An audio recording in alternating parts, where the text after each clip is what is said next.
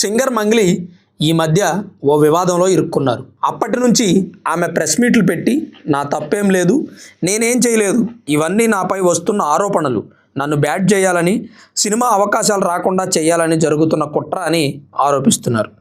అయితే నేను పాటలు తప్ప, సినిమా తప్ప వేరే ప్రపంచం వైపు అడుగులు వేయలేదని ఎంతోమంది రాజకీయ నాయకులు నాకు డబ్బులు ఇస్తానని చెప్పినా తెలంగాణ ఎన్నికల్లో కానీ ఆంధ్ర ఎన్నికల్లో కానీ పార్టిసిపేట్ చేయలేదు. కోట్ల రూపాయలు ఆఫర్ చేశారు, ఏ రోజు ప్రచారానికి వెళ్ళలేదని చెప్పారు.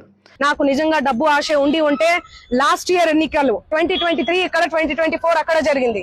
నేను ఏ ఏపీలో గానీ ఏ తెలంగాణలో గానీ ఎక్కడన్నా కనిపించినా ఎన్నో మనీ ఆఫర్ చేసిర్రు, నాకు కోట్లు ఇస్తామని చెప్పి, అయినా కూడా నేను కనిపించలేదు. ఎందుకంటే నాకు డబ్బు ముఖ్యం కాదండి, వ్యక్తిత్వం చాలా ఇంపార్టెంట్. చాలా నియత్గా చాలా ఎథిక్స్ తో బతుకుతూ వస్తున్నానండి నేను.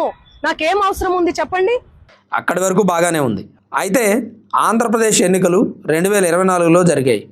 ఆ ఎన్నికల్లో మంగ్లీ ప్రచారం చేసిన వీడియోలు బయటకు వచ్చాయి. ఆ వీడియోలతో సింగర్ మంగ్లీ అడ్డంగా బుక్ అయ్యారు. 11వ తారీఖున పోయి మీరు ఫ్యాన్ మీద ఇట్లా వేలు పెట్టండి, చల్లగా ఏసీ లాగా గాలి వస్తుంది. ఫ్యాన్ వచ్చిన తర్వాత మనం చల్లగుంటాం 5 ఏళ్ళు. ఈ ఒక్కసారికి మన జగన్మోహన్ రెడ్డి అన్నకు ఛాన్స్ ఇవ్వాలా? అభ్యర్థి ఎవరైనా సరే జగనన్న ముఖం చూడాలా? వైసీపీ పార్టీ తరఫున ప్రచారం చేసిన వీడియోలు నెట్లో హల్చల్ చేస్తున్నాయి. క్షణానికి ఒకలాగా మాట మారుస్తూ మాట్లాడడం ఎందుకు?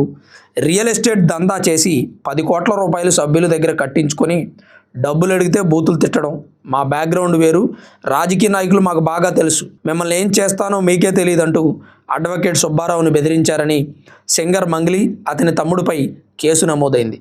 వాటి నుంచి తప్పించుకోవడానికి ప్రజల్లో నాకు పాటలు తప్ప ఏమీ తెలియదని ప్రచారం చేయడానికి ప్రయత్నిస్తున్నారు సింగర్ మంగ్లీ.